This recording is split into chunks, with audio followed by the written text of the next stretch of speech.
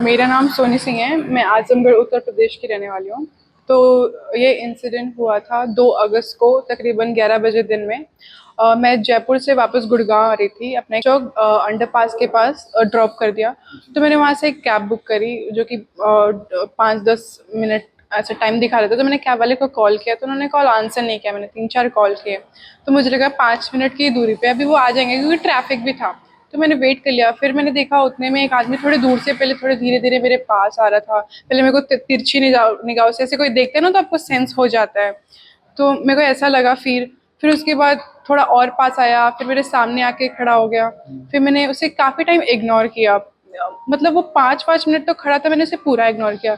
उसके बाद जब एकदम मेरे सामने आके मेरे आंखों में से देखने लगा, फिर मैंने नोटिस किया। मैंने देखी उसके बैक के नीचे उसकी पैंट की जिप खुली हुई थी एंड वो मुझे देख के ऐसे लिटरली वो मास्टरबेट करने लगा। और उसे पता था मैं मेरे को दिख गया है वो, फिर भी उसे कोई फर्क नहीं पड़ा। शायद उसे लग रहा था कुछ बोल नहीं रही है, इग्नोर कर रही है, तो मैं ये कर सकता हूँ। तो फिर मैंने कुछ भी एक्शन लेने से पहले सोचा कि मैं पहले थोड़ी रिकॉर्ड कर लेती हूँ वीडियो, क्योंकि आजकल एवरीबडी वांट्स प्रूफ कि क्या है, लड़कियां किसी को ऐसे ही मार देती हैं, कुछ भी होता है। एंड ऐसा मेरे साथ नहीं है, ऐसा होता रहता है, बहुत लोगों के साथ होता है। कुछ बोलते हैं, कुछ नहीं बोलते, कुछ चुप रहते हैं। तो मैंने रिकॉर्ड किया। फिर मेरे कैब वाले का कॉल आया कि मैं आ गया हूँ मैम। तो फिर मैं जैसे उधर गई, मैंने सोचा अब जाके मैं उसे बता दूंगी। तो मैं जैसे उधर से पास हुई, वो क्रॉस करके चला गया रोड। मतलब वो वहीं मेरे लिए खड़ा था, वो किसी और का वेट नहीं कर रहा था, ना कैब का, ना ऑटो का, ना किसी किसी भी चीज़ का वेट नहीं कर रहा था। फिर मैं वापस आई तो उसके बाद फिर मैंने बहुत सारे मतलब हेल्पलाइंस पे किया, 10 90 91 96 और भी दिल्ली पुलिस। फिर वहाँ से मेरे को नंबर मिला गुड़गांव वुमेन हेल्पलाइन का, मैंने वहाँ किया कि मुझे कंप्लेन लॉन्च करनी है। फिर उसके बाद उन्होंने कहा आपको थाने आना पड़ेगा। तो मैंने कहा अभी मेरे लिए पॉसिबल नहीं है कि मैं थाने जाऊँ। कह रहे तो वो पूछी कब का इंसिडेंट है, मैंने बोला 11 बजे का। तो कहते लेट हो गया। मतलब मैं लेट नहीं, मैं 1.5 घंटे बाद ही जैसे तैसे नंबर लेके जैसे मैं पहुंची तुरंत ही किया होगा, 1 घंटे के अंदर अंदर। फिर उसके बाद फिर मैंने ट्वीट किया। मैंने ट्वीट में कोई वो नहीं किया कि आप लोग एक्शन नहीं ले रहे हैं, मैंने सिंपली लिखा कि मेरे साथ ये हुआ है, प्लीज कोई एक्शन लो आप इस पे। तो पर उसका कोई रिस्पॉन्स नहीं आया। मोस्टली ट्विटर पे होते हैं ना, इंस्टेंट रिप्लाईज आ जाते हैं। फिर मैंने नेक्स्ट डे पूरा वारदात का वीडियो बनाया, पूरा एक्सप्लेन किया। उसमें जो भी वीडियो मेरे पास थी, फोटोज, वो मैंने पोस्ट करी। मैंने उसे करना भूल गई तो लोग बोलते हैं इनसेंसिटिव है। तो मैं क्यों शर्माऊँ, जब उसे करने में शर्म नहीं है तो मुझे पोस्ट करने में क्यों शर्म है। एंड काफी लोगों ने मुझे कहा भी डिलीट कर दो, आप ही ट्रोल हो गए क्योंकि आपका पहनावा ऐसा है। तो मैं वहाँ जो मैं इंस्टाग्राम पे पहनते हुए यार, मैं वहाँ वैसे कुछ नहीं खड़ी थी, मैं नॉर्मल कपड़ों में ही खड़ी थी, लोअर टी शर्ट में। और ना वो मुझे जानता था कि मैं कौन हूँ। तो लोग ऐसा करते हैं, आपके पहनावे से आप किसी को जज नहीं कर सकते। तो फिर उसके बाद किसी न्यूज़ चैनल वालों ने पोस्ट किया होगा, तो फिर मुझे पुलिस वाले ने कांटेक्ट किया। फिर मैं कल गई वहाँ राजीव चौक, मैंने एफआईआर लॉन्च कराई। वो इंसिडेंट जहाँ हुआ था वहाँ लेके गई। मे बी उन्हें सीसीटीवी फुटेज मिला है या नहीं मिला, मुझे कोई अपडेट नहीं मिला है।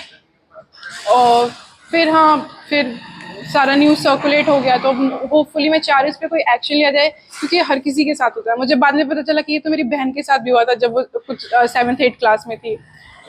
तो चुप तो नहीं रहना चाहिए। मैं तभी कुछ नहीं कर पाई क्योंकि मुझे डर था कि कहीं वो मुझे वापस मार ना दे, उसके बैग में कुछ हो ना हो। बट मैं अपने तरीके से जो हो सकता है मैं करूंगी, मुझे कोई शर्म नहीं है। जब उसे करने में नहीं आई तो मुझे उसको एक्सपोज करने में कोई शर्म नहीं है। आपने वहां से 112 पे फोन नहीं किया जो पुलिस हेल्पलाइन में रहेगा? मुझे 112 का नहीं पता था, मुझे हमेशा से पता था कि 10 90 वुमेन हेल्पलाइन है, तो मैंने वो ट्राई किया था। फिर मैंने अपने दोस्त से पूछा तो उसने मेरे को बोला 91 पे करके देख ले, 96 पे करके देख ले। मैंने करके देखा।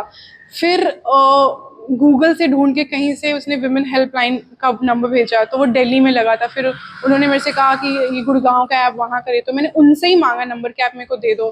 फिर उन्होंने दिया तो मैंने बात करी, तो उन्होंने कहा आपको थाने आना पड़ेगा, हम ऐसे नहीं करेंगे एफआईआर।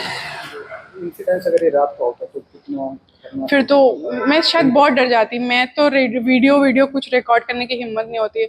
और आई डोंट नो, अगर तब कैब लेट आती और कोई नहीं रहता तो फिर वो क्या करता। जब वो खुले हम पब्लिकली हजारों लोग के बीच में ऐसा कर सकते, तो मुझे नहीं पता वो रात में क्या करता। अब इसके बाद पुलिस का क्या कहना है, क्या कुछ जांच? पुलिस अपनी तरफ से कोऑपरेट कर रही है, मैं भी पूरा कोऑर्डिनेट कर रही हूँ उनके साथ। अभी मुझे कोर्ट भी बुलाया गया था, तो मैं जा रही थी तो पता चला मजिस्ट्रेट जो है वो जा चुके हैं। तो मैं वापस आ गई आधे रास्ते से कि उन्हें कुछ प्रूफ चाहिए। हाँ, तो यही सब है। अब मैं तो पूरा कोऑर्डिनेट करने को तैयार हूँ, आप जब बोलोगे मैं जहाँ जाऊँगी। बस मैं चाहती हूँ वो पकड़ा जाए, क्योंकि ऐसे बहुत लोग हैं और एक के साथ ऐसे होगा, उनको पनिशमेंट मिलेगी तो शायद बाकियों को अकल आए। आपने स्पोर्ट पे किसी से हेल्प मांगने की कोशिश की? ऑन द स्पॉट नहीं, मैंने किसी से हेल्प मांगी, मुझे समझ नहीं आ रहा था कि मैं क्या करूं, मुझे बस अपने घर सेफ जाना था। सिंस आप अगर मेरा प्रोफेशन जानते हो तो मैं नहीं चाहती थी कि मेरे ऊपर वो कोई अटैक करे, मेरे चेहरे पे मारे, मेरे हाथ पैर पे मारे, जो भी है।